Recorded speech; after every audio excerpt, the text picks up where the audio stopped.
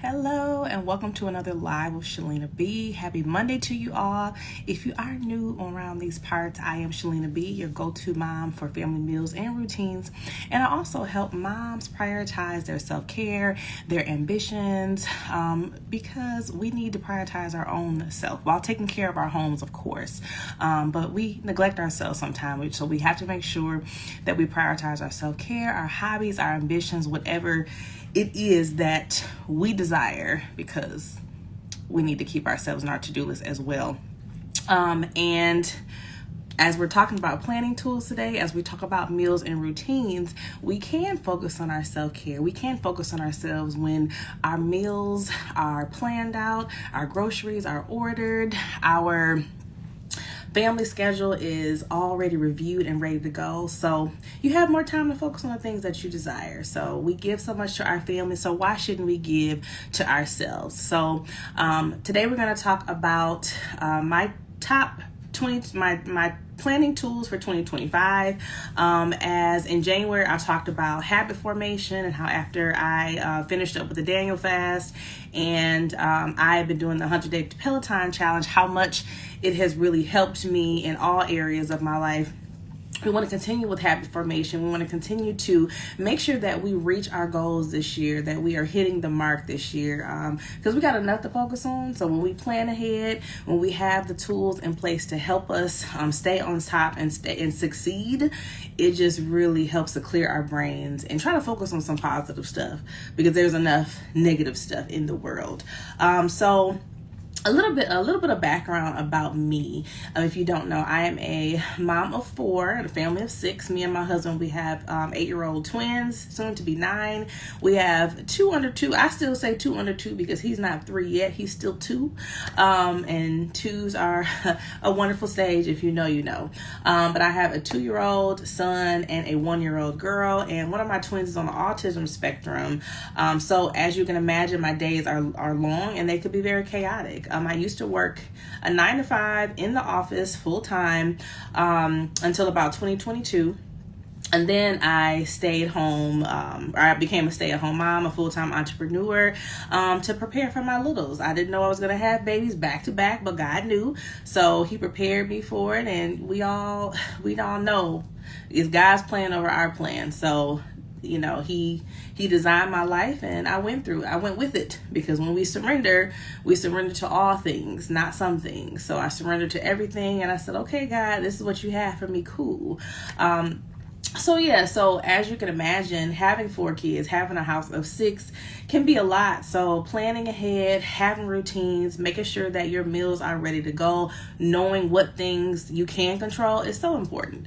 There's so much in the world that we can't control, but when your household can run like a well-oiled machine, I call them systems. When you have a home system, when everybody is a part of that system, they're aware of that system, it just helps to make things run smoothly. So when things come up that are unexpected, you don't have to worry about the things that are ongoing in your household. They can just continue to run smoothly, and you can worry about the things that are unexpected that comes up. Winging it used to be cute, but we can't wing it anymore. If you are a parent, if you're running your household, if you desire more ease in your household, if you want less stress in your household, planning ahead is the way to go. I've done the wing it thing, and some days I still do it, because some days I don't feel like planning. I don't feel like planning ahead. So the days that I don't feel like planning ahead, I wing it. And when I tell you, things are a little chaotic when I wing it versus when I know to plan ahead. So that's what we're going to talk about. We're going to talk about my planning tools for 2025. And then my hope is that they help you stay on track for 2025. Again, we have enough to remember. So meals and our family schedule and routines shouldn't be one of those things. It should just be able to run for itself. So I'm going to focus on 3 areas today, for areas that I plan, or things that help me plan my, I typically plan daily, weekly, and monthly. So I'll kind of break that down so you can see how that all works out. But I focus on self-care. I focus on our meals, and then our household schedules, and all that is in the household. So typically self-care is for me, and then the meals and the household tasks, to-dos, activities are related to the family and the home. So starting with self-care. Now, this might not be something that you typically think is a part of planning, because self-care is, it seems like it's a luxury. It seems like it's something extra that you have to do, but honestly, self-care should be a part of your planning. You are the planner, you are the heart of the home, you are the manager of your home. Most of the things flow through you, and you are organizing and planning most of the things in the household. That takes a lot of time, that takes a lot of work, that takes a lot of energy and exhaustion. So in order to be able to stay on top of that plan and to make sure that we can think through all of the different people and needs in the household, we need to prioritize our self-care. We need to make sure that we are filling our cup. We need to make sure that we are serving from an overflowing cup and not a depleted cup. So we definitely need to practice that self-care. I feel like often as a mom, we will put our self-care last, or we try to fit our self-care into our schedule. So we've done everything else for the house, and then now it's like, okay, well, where can I fit time for me in? Instead of, as you are planning, you are building yourself into your schedule. And this is very important, because self-care is not an extra thing. It is not a luxury. It is really necessary for your daily health and well-being. So we want to make sure that we keep that at the top of the list, and think about it that way. Think about that self-care is for your own health and well-being, for your own survival, not just like a luxury or something extra that you need to do. And I'll break down a little bit about the different types of self-care that you can do on a daily basis to help you get into the mind for planning. So there are a couple different types of self-care. There is spiritual, emotional, social, physical. There's many, many more. Like, the spectrum continues, of course, but I always focus on these four in my life specifically. So some of the self-care that I'm going to talk about fall into those categories. So spiritual self-care has to be, for me, the number one thing in my life that has really, really guided me over the past couple of years, when I really kind of got into more of the science behind self-care, because I feel like everything, or the theory or this behind self-care, because at first it was presented as a luxury, and that we only do self-care, you have to be rich, or you have to have all this time for it, but not really understanding what can I do on a daily basis that can even classify as self-care. So spiritual self-care falls under that list, and spiritual self-care can be defined as activities that nurture your spirit and allow you to think bigger than yourself. Reading the Bible, you can meditate, reflect, read the Bible, connect at a place of worship, or spend time outside in nature. So my spiritual self-care is always important, because grounding myself and connecting to God and His Word is something that helps me day in and day out. I start my day with God, I end it with God, and throughout the day I'm connected with Him, because I'm praying over my children, I'm covering my home, I'm asking God for direction. So it just really transforms your mind. Even if I wake up and have a really, really bad day, getting in the Word, praying to God, focusing on God versus dwelling on my situation or my circumstance changes the course of my day. And I used to be so against this, and I didn't think that this really worked, but after doing it over time, it really helps. Even last night, I think I got the Sunday scaries, which is kind of when you have anxiety before a new week, because you think about all the things that are going on. Because I lightly planned, I meal planned, and I looked over my schedule, but I think I was just overwhelmed by all of the tasks that I had to do. So I didn't sleep well. I was tossing and turning. I peed a lot for some reason, TMI, but I've been drinking more water, so I was up and down to the bathroom. My 2-year-old woke up, so I had to rock him back to sleep. So I just didn't sleep well. But after I finally laid down, I said, God, I don't know why I'm so anxious, but I give it to you, Lord. Take this burden away. Just let me have a peaceful sleep. And after that, it was probably 3 a.m, but I slept from that point on. So making sure that you get into that daily really helps. And also, we are stewards of our home, over the things that God has given us. So why not give Him reverence, give Him the glory, give Him the honor, because we are stewarding our homes, and He has entrusted us to be the moms and wives that we are, to take care of the things that He's blessed us with. So that is what I typically start with. And the spiritual self-care practices that I do on a daily basis. The first thing is the Bible app. This is an easy intro into spending time with God, into starting your spiritual self-care journey. A lot of us already have the Bible app. If you do have the Bible app, put a 1 in the chat. Let me know if you already have a Bible app. If you do daily Bible plans or you do Bible plans ever so often in the Bible app, put a 2 in the chat as well.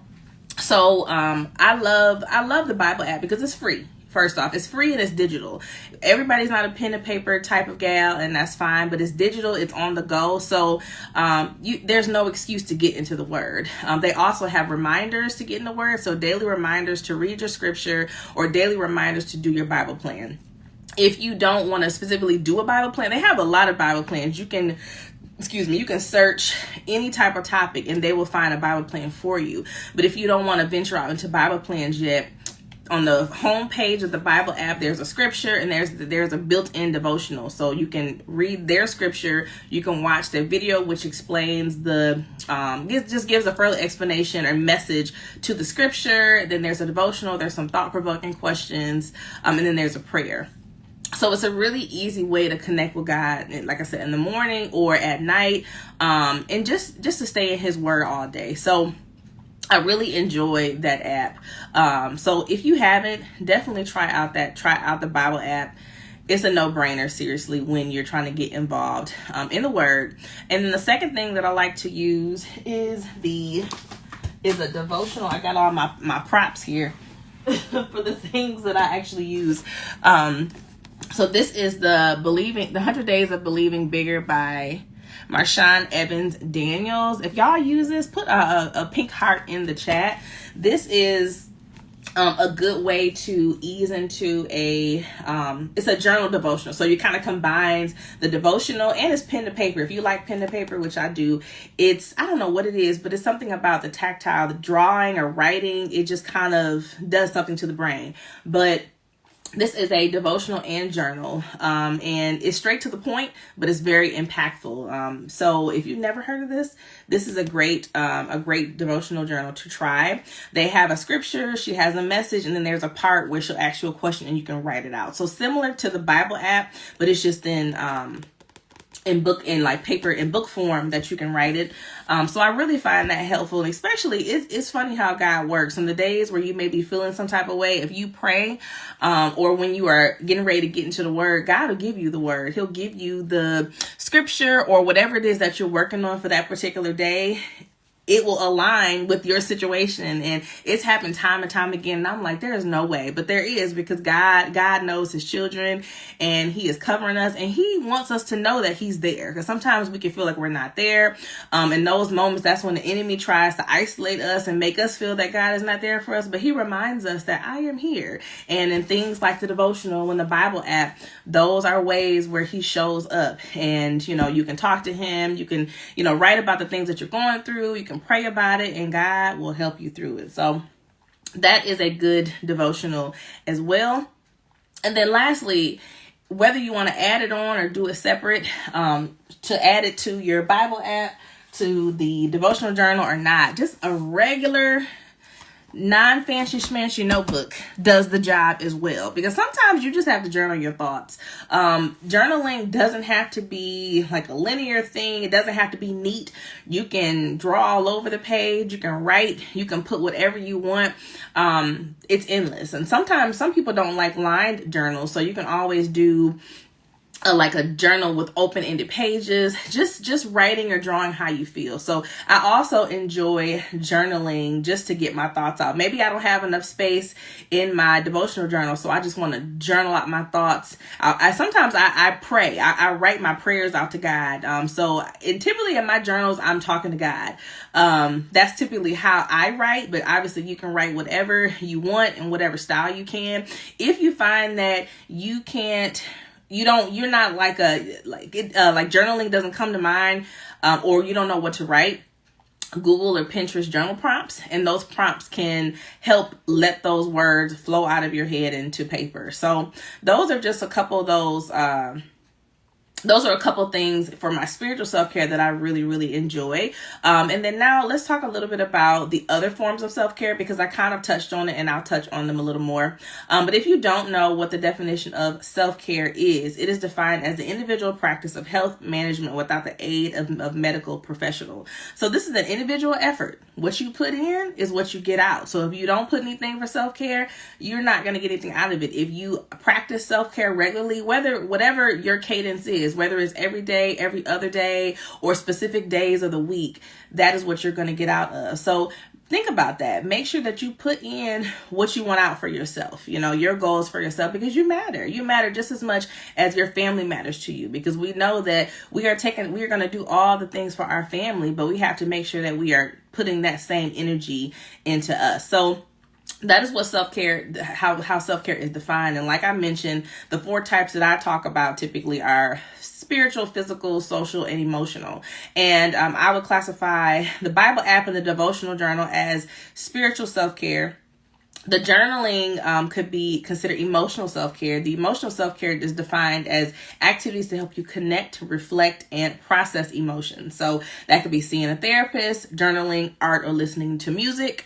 And then the social, so I didn't really put anything on social, but I can touch briefly on that. So social self-care is activities that nurture and deepen the relationships in your life. So say you want to meet up with a friend, you want to go to lunch with a friend, you want to connect with somebody, you want to have some healthy, positive connections outside of your family. That would be considered as social self-care, because we need time with our girls. We need time with our people. We love our family. We love being around our family, but it's nothing like a good girlfriend chat, some good girlfriend time over some food, over some coffee, over some wine, whatever it is that you like. So that is a social self-care, that positive consumption. Right now, we've been consuming a lot of media, a lot of stuff that is probably not doing well for our minds and our spirits and our souls. So having that positive injection of support and love and connection and consumption can be really helpful. So whether that's positive stuff that you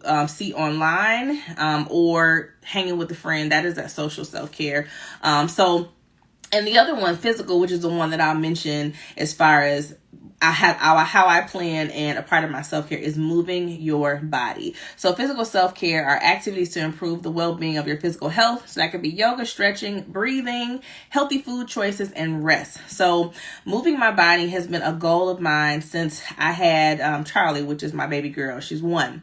I had babies back to back, 2 and 1. So at that point, I knew I had 2 C-sections and a hysterectomy, and my body was like, all right, what are we doing here? I gained a lot of weight. My knees, my back were hurting. And I knew that this is not the life that I could live. I couldn't figure out a routine or a schedule to work out because the kids' schedule was all over the place. So it was my goal that once they got on a better routine and a sleep routine, that I would be able to focus on myself in that era and do more physical activities. But while at that time, I would go on walks with them. I would put them in the stroller and go on walks. So that was my small contribution to myself to be able to still get the fitness, and they love walks. So it worked out.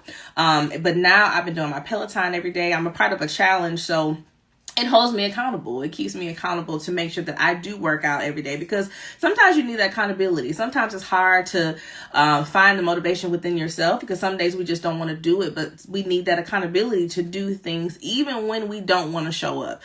We know we want to show up for ourselves, but sometimes it's hard. So having, whether it's the app that keeps you accountable, a reminder that keeps you accountable, or a friend or a spouse that keeps you accountable, moving your body daily is so necessary for the brain. It wakes it up. It gets it going. It gives you those positive endorphins that we need when life is so drab. And especially like if you have cycles still, you know that we have our moods, ups and downs, whether it's perimenopause, menopause. I'm learning more about that as I approach my 40s, and I understand how the mood is affected. So making sure that you move your body, you do some strengthening, all those things can really help our day-to-day moods and just help us be better people and better for our family. Because again, we need our self-care so we can take care of ourselves first, and then we can better be present and show up for our families. So I just wanted to touch on that first. That self-care is so important. So if you don't already add self-care into your planning, then start. When you sit down and you go over all of your plans, make sure that you find a way to have self-care for yourself, whether it's to reset before the beginning of a new week or to decompress from an end of the week. I typically like to take baths on Sunday nights. That is my way to reset and decompress before the new week. I like baths because I am sitting down and my body is resting. Because when I'm in the shower, I'm still using all of my muscles. But laying in a bathtub, I am fully resting my body without being in the bed per se. So last night I had my little seltzer water, and I had some grapes, some fruit, and then I watched Harlem. I've been trying to watch that show. So that was my way of decompressing. It was my alone time. I felt relaxed. So it really helped me to just kind of ease in after the week or after the weekend so I can get ready for the week. But maybe there's something else that you want to do, but just find that time for you, whatever time during the week. But you need that time. You need that time for yourself. So now we're going to go into the planning tools. And if you're just watching, we just talked about the first part of planning, which is self-care for yourself. So make sure you go back and watch the replay to hear all about how to incorporate self-care into your planning. So yes, so now with the planning tools, you want to find about 20 to 30 minutes or so to plan out your week. And when you are thinking about a day that you need to plan out your week, this is not a day that you are already busy. You already have a bunch of meetings or appointments, because you're not going to be able to think. Your planning brain needs to be your future brain. You know how we say, like, thinking our future self? We have to put ourselves in a future position. So if you are thinking about everything that is present right now, you're not going to be able to think about the future you a week out or 2 weeks out, because you need that kind of brain to be able to adequately plan out your week. So you want to take a day, like I said, where you have a little time to go over your schedule. I also go over it with my husband as well. So if you have a partner or spouse and you share responsibilities in the house, this is a good time for you to connect, to pull out your calendars, pull out your email, put out your work calendars to really see, okay, what do we have going on this week? What kid needs to be where? What kind of meetings do you have? What time are you going to be done at the end of the day? What time are do you have any other appointments? What things are, what's going on when? So it's just good to know to connect, because otherwise it's Monday and, oh, I forgot I had an 8 o'clock meeting, and oh, I forgot this child has Spirit Week this week, because that has happened. I'm not a fan of Spirit Weeks, but that's okay. You got to keep the spirit in school somehow. So it's just a good time to connect, to know what's happening in the week and know who's doing what. So we take turns getting the kids dressed in the morning. So that's a regular thing every week. We all have our different laundry days. He does the twins' laundry and I do the littles' laundry. So we all have different laundry days. So we just go over that, but we already know that that's kind of set in stone. We talk about the days that I cook and the days that he cooks. And then, like I said, we look at our schedule to see what days we'll cook what. So for instance, if our Mondays are a very heavy work day, say we have work meetings, the kids have a lot of things going on, that meal is going to be an easy meal, but also the next day is going to be an easy meal as well for meal planning, because if I'm coming off of a busy day and then it's the next day, I'm not going to want to cook an elaborate meal because I'm already kind of tired. So it's a way to just plan ahead, just to know what your schedule looks like. And I'll talk a little bit more about meal planning in a second. But again, this is just a time to get it all down, get it on paper. So now let's talk about what tools we use to do these particular things. So we typically use about 4 planning tools. You don't have to use these many tools. You can start out with one, but I'm gonna share with you what we use, and then take what works for you and leave what doesn't work. So my 4 tools are my daily planning calendar, my tried and true, and I use this for my business, for personal, and for top important family events. Not everything, but this is more so my calendar for my business and for my personal stuff. But if it's stuff that overlaps or stuff that I have to do, or I have to take a kid somewhere, I write it in there, especially if it's during the day, so I can see it at the beginning of the day. We also use our iCalendar on the iPhone. I love that because it is a shared calendar. We can both see it and we can both add things in real time. We use our Google Drive, so we have documents and Google Sheets, all free, of course, if you have a Gmail account. So we go over our budget and we do our master meal planning and groceries on that, because again, that's something we can both add to in real time, modify, talk about in real time. So I really love things that are, what do you call it? Shareable. Yeah, the shareable, digital shareable things. I love that you can edit in real time, because it makes a difference when you need to share something and maybe you don't have time to sit down and talk, but you can do it through online. And then the last thing is this to-do list pad here. I love this because I use this for meal planning, so I can put the date. This is not a meal planning pad, but this is how I decided to use this tool. But I like it because it has the date, and then it has done. It's something about checking off things on my list. It just does wonders for my brain. So I'll write my meals, and actually I have an example of the one that I did for this week.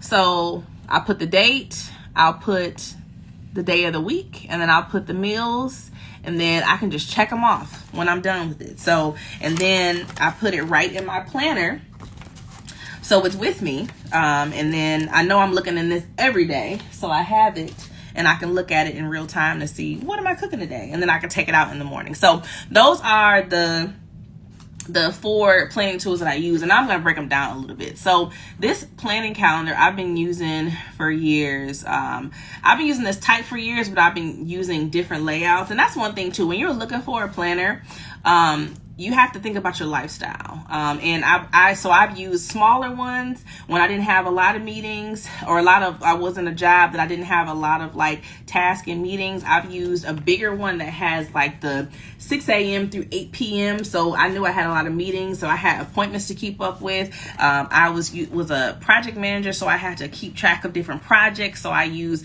planners that had different sections that I can, record or write down stuff for different projects. But this one has been one since I've been full-time entrepreneur and working from home that has just worked really well for me.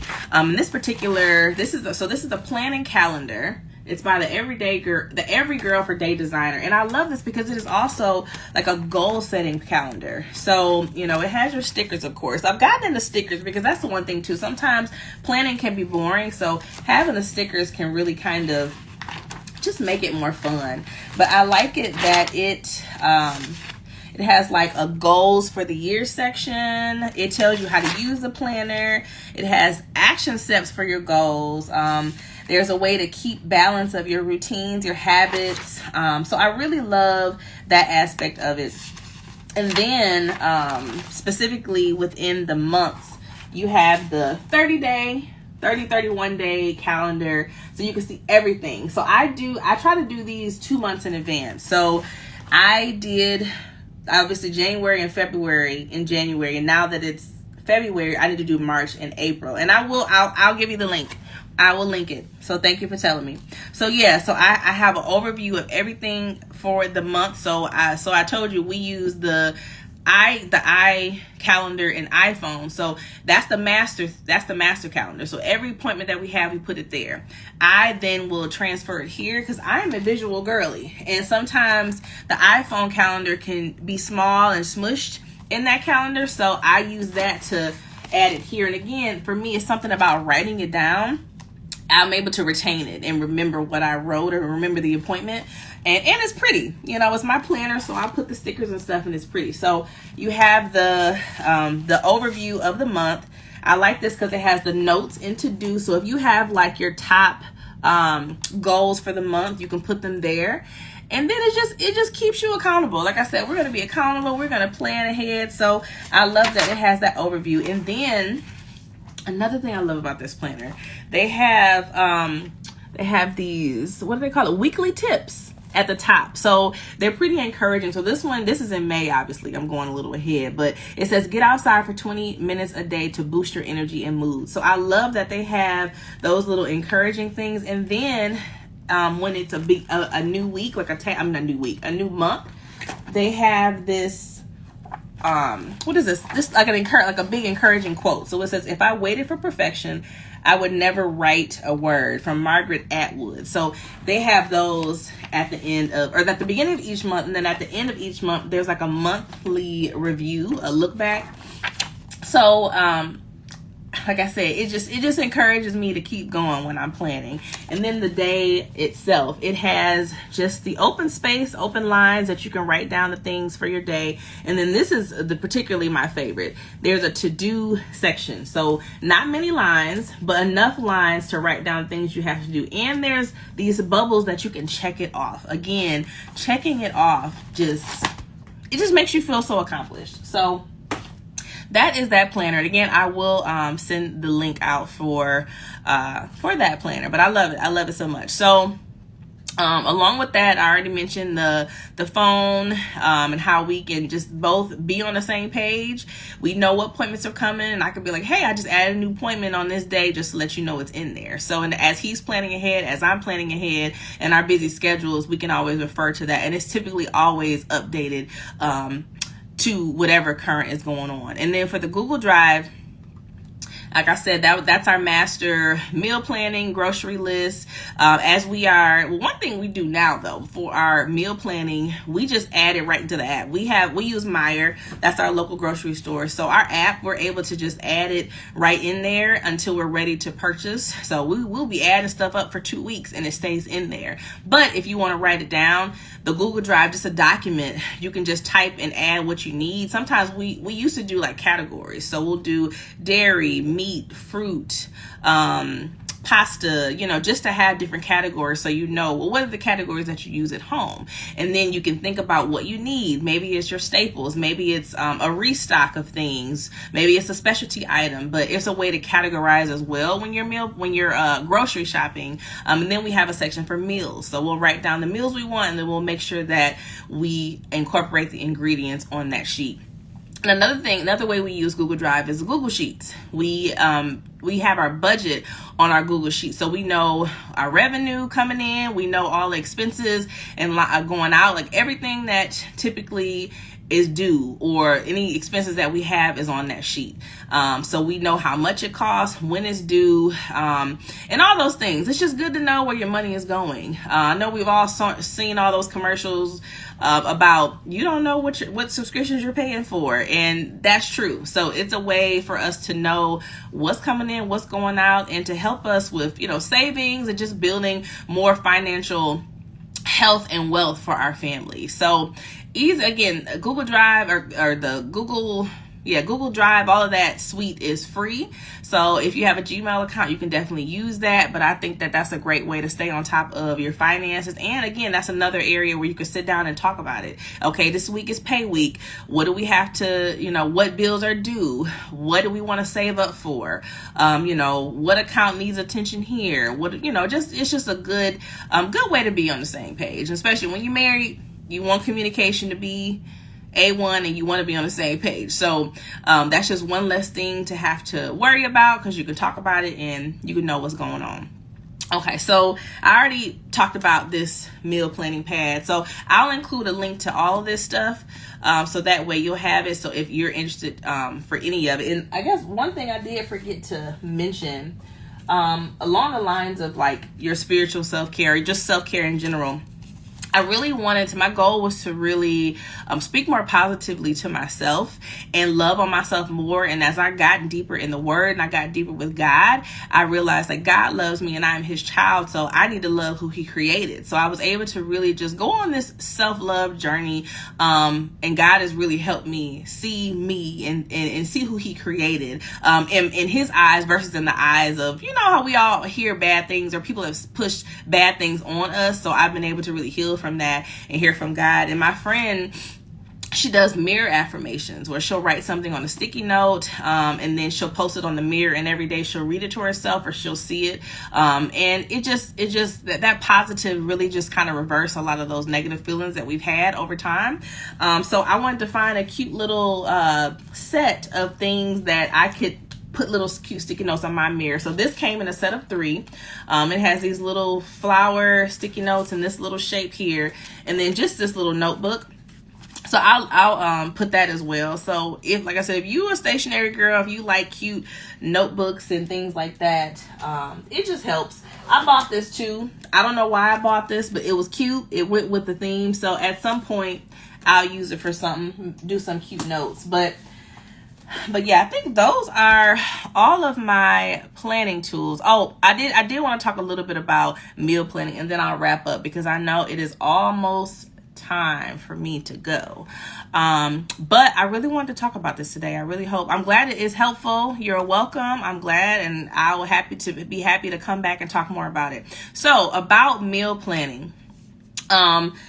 Like I already talked about, meal plan, based on your schedule. And one easy way to do that, I don't know if I said it before or not, but doubling up on your meals. So cooking, if you cook on Sunday, maybe you cook 2 more meals on Sunday. So it's kind of like meal prepping, but you're making the meal. Sometimes when I think of meal prepping, I think of like, okay, you make a batch of chicken, you make a batch of veggies and a batch of potatoes, and you eat off of that all week, versus making meals. So it could be same. I'm not a super meal prep person, but sometimes I feel like I need to, but I'm not there yet. So for example, if I have some ground meat, I'm going to make enough ground meat for tacos and for spaghetti. So that's 2 meals. Another example is a rotisserie chicken. Say you buy so at our Sam's Club, that's our wholesale warehouse place, whatever you call it. They're like $3 to $5 unless they go up, but they're cheap now. You can make like 3 meals out of it. You can make tortilla soup. You can make chicken sliders. You can make chicken salad sandwiches. So that's 3 meals that could potentially last you a full week. You know what I'm saying? So when you know you're going to have a busy week ahead, cook more meals, cook ahead, make crock pot meals, all those types of things. Just, again, it eases the brain of having to make those decisions in real time. You don't know what to cook. Now you got to have takeout. Now the takeout is making you sick. That is one of the reasons why we've been starting to cook more of our food, because whenever we eat fast food or we get those delivery services, we always are sick the next day. And it's like, why do we keep putting ourselves through this? And as we approach 40, I'm just trying to get much better with my health and our well-being. I want my husband to live a long time. I want me to live a long time. So it's necessary that we do cook our own food. So we try to plan ahead or have stuff that we can, cook pretty quickly. Like ground meat doesn't take too long to cook. So we always make sure that we have some type of shell, or I'll have stuff for salads because I love salads. So I'll prep snacks and little stuff like that. But, sometimes I do run out of ideas because we do cook every day. So I'll just go back to my Pinterest board, find some inspiration, and then I'll figure it out. I always say that I feel like I'm on an episode of Chopped because it's on Food Network, where you have a basket of ingredients and you create meals out of it. So that helps a lot when I need to find something to cook, and for meal planning. So, this is our grocery week. So we have to place, actually I need to do that. I forgot to do that earlier, but I need to place a grocery pickup order tonight or tomorrow, but I still like to plan for my meals up until we have the groceries. So I just stared in my pantry and I stared in my fridge, and I'm like, okay, what do we have and what can I make out of this? What can I make from the meat in our freezer? Because we do buy bulk. We buy like a big piece of salmon. We buy a couple fillets of catfish. You buy the family style pack of chicken breast. So we have the meat, so there's always a same food formula that I follow, and it just makes it easy because I don't want to have to worry about this stuff, because I know how hard it is. I know we've all struggled with not knowing what to cook, having to get takeout, having to spend money that we Sorry about that. That was my bail that I gotta get my kids soon. But yeah, so cook multiple meals on the days that you're busy. Buy enough meat or whatever it is that you're making so you can prepare those meals in advance. And I would say another 2 reasons why meal planning is important for me, because I am now meal planning based on again, my health and well-being. So now that I had a hysterectomy, my body is different. My body has changed. The Daniel fast was a good jumpstart for me to start eating healthy. So I'm incorporating a lot of those habits from the Daniel fast. I'm still incorporating some meats, but not everything. I'm still doing some things that are plant-based, but also because I don't have a cycle. I have my ovaries. I don't have a cycle.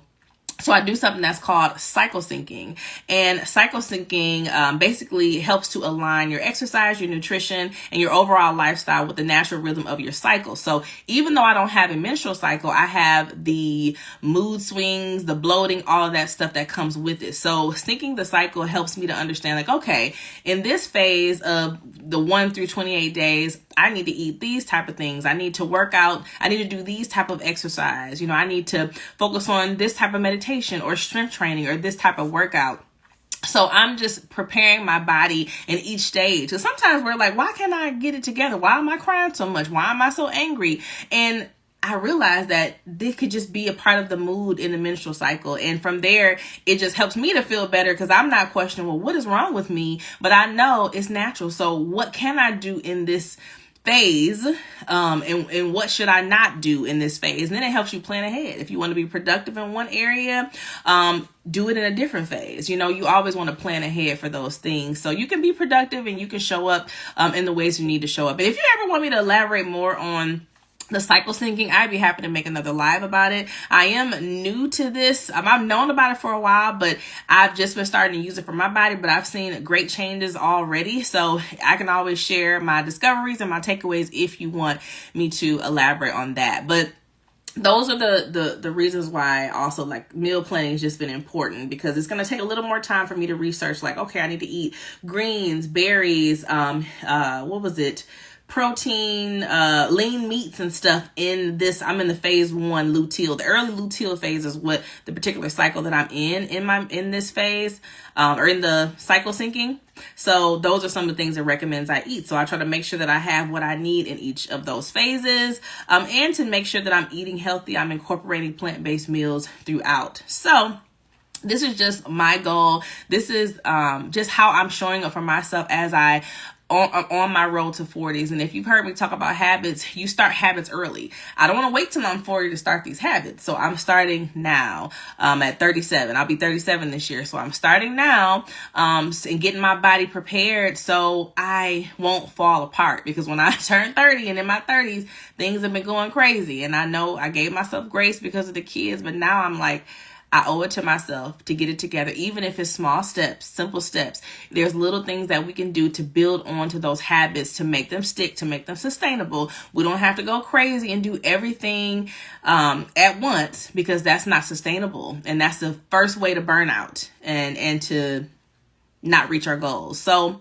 little steps here and there will make a tremendous difference long term.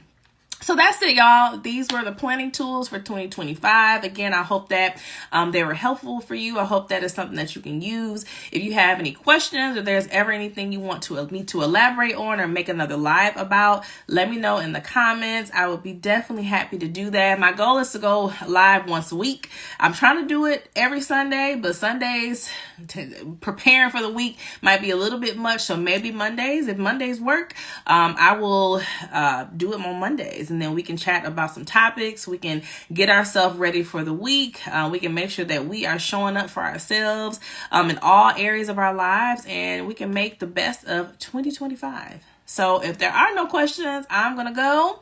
I hope you all have an amazing Monday, an amazing rest of the week. And I will chat on the next time. See you later. Bye.